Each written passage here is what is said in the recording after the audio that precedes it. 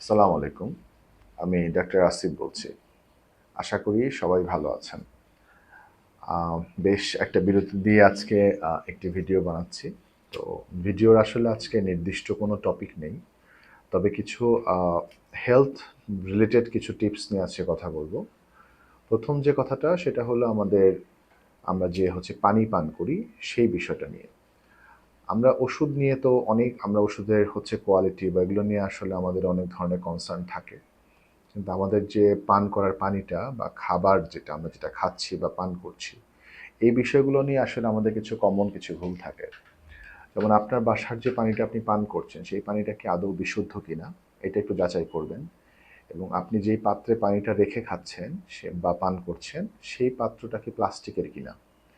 কারণ অনেক ধরনের মাইক্রোপ্লাস্টিক আসলে আমাদের শরীরের মধ্যে প্রবেশ করে, সেখান থেকে নানা ধরনের ক্যান্সার সহ নানা ধরনের অসুখ বিসুখে আমরা জর্জরিত হই। তো দীর্ঘদিন যখন আপনি আপনার পান করার যে পানির যে পাত্রটা সেটা প্লাস্টিক থেকে খাচ্ছেন, প্লাস্টিকের বোতল হতে পারে, প্লাস্টিকের জার হতে পারে, প্লাস্টিকের জগ হতে পারে, তো আমার মনে হয় সেটা আপনারা চেঞ্জ করেন। সেটা আপনারা কাচের বা স্টিলের যে কোনো পাত্রে রেখে আপনারা পানিটা খান। এটা ১ নাম্বার। ২ নাম্বার হচ্ছে আমরা রান্নাঘরে কাজ করার সময় যে চপিং বোর্ড বা কাটিং বোর্ড যেটার উপর রেখে আমরা নানান রকম ফলমূল বা শাকসবজি আমরা কেটে খাই, তো সেটি যেন প্লাস্টিক বা মেলামাইনের না হয়। অনেক জায়গাতেই এখন দেখছি যে বাঁশের বা কাঠের বোর্ড পাওয়া যাচ্ছে। ওটার পরিবর্তে আপনারা কাশ কাঠের বা বাঁশের বোর্ড আমার মনে হয় ইউজ করা উচিত। আচ্ছা, নাম্বার 3 হচ্ছে সয়াবিন তেল। আসলে তেল খাওয়া নিয়ে তো অনেক আলোচনা হয়েছে। অনেক কথাই বলেছেন। তো সয়াবিন তেলটা বাদ রাখাই ভালো।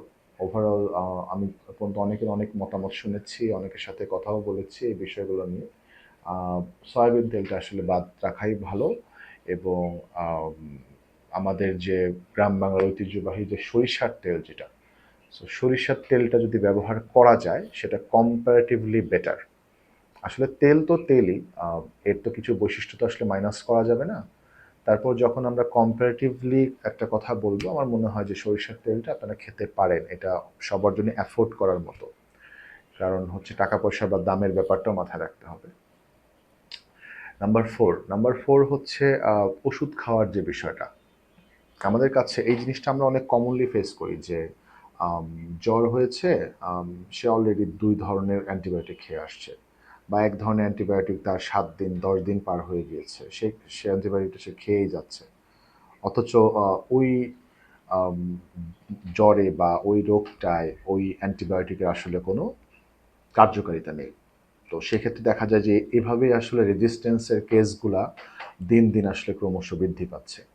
তো রোগীদের কাছে একটা রিকোয়েস্ট থাকবে যে আপনারা যখনই কোনো আম রোগে আক্রান্ত হবেন বা জ্বরে আক্রান্ত হবেন, আপনারা একটু দ্রুত একটু চিকিৎসকের কাছে চলে আসেন। কারণ আগে থেকে হয় কি যে আম কিছু অ্যান্টিবায়োটিক খেয়ে আসলেন বা আম অসম্পূর্ণ ডোজ আপনি অ্যান্টিবায়োটিক শরীরের মধ্যে নিয়ে আসলেন। তখন পরবর্তী চিকিৎসার যে পদ্ধতিটা বা সময়টা, এটা একটু সমস্যায় হয়ে যায় আসলে। বা তখন সেখান থেকে একটা রেজাল্ট একটা রোগীর থেকে বের করে আনাটা আমাদের জন্য একটু বেশি চ্যালেঞ্জিং হয়ে যায়। যেটা আসলে রোগীদের একটু সার্বিক সহযোগিতায় এই চ্যালেঞ্জটাকে দূর করতে পারে। আ সো আমার মনে হয় এই জিনিসগুলো আজকের মতো আমি একটু আলোচনা যা করলাম আপনারা একটু মাথায় রাইখেন। আ কারণ রিসেন্টলি আসলে আ এত রোগীর সংখ্যা বাড়ছে কিছু রোগের ক্ষেত্রে। এর মধ্যে অন্যতম হচ্ছে ক্যান্সার। এটা খুবই অ্যালার্মিং আসলে। আমাদের একটু লাইফস্টাইলটা আসলেই চেঞ্জ করা দরকার। আমাদের কারণ এমনিতে হচ্ছে গিয়ে বায়ু দূষণ বলেন বা খাবারের মধ্যে ফরমালিন বলেন বা ভেজালের মধ্যে থাকি আমরা সবাই। তো সেক্ষেত্রে আমরা যদি এগুলার সাথে যদি নিজেরাও সতর্ক না হই, তাহলে তো সামনে আসলে কি দিন অপেক্ষা করছে সেটা আসলে বলাটা খুব মুশকিল। চিন্তা করতেই তো এটার ভয়াবহতা সামনে চলে আসে। হ্যাঁ? অলরেডি অনেক ডিপার্টমেন্টের রোগী ধীরে ধীরে বাড়ছে। সো আমার মনে হয় যে এই যে লাইফস্টাইল যে মডিফিকেশন গুলো, ছোট কিছু পয়েন্ট যেগুলো আমরা চাইলেই অ্যাফোর্ড করতে পারি, হ্যাঁ? তো এই জিনিসগুলো থেকে আসলে শুরু হোক। আ বড় কোনো স্টেপ নেওয়ার আগে এই ছোট স্টেপগুলো আসলে খুব কাজে দেয়। তো ঠিক আছে। আ সবাইকে ধন্যবাদ এতক্ষণ ধৈর্য ধরে আমার কথাগুলো শোনার জন্য। আসসালামু আলাইকুম।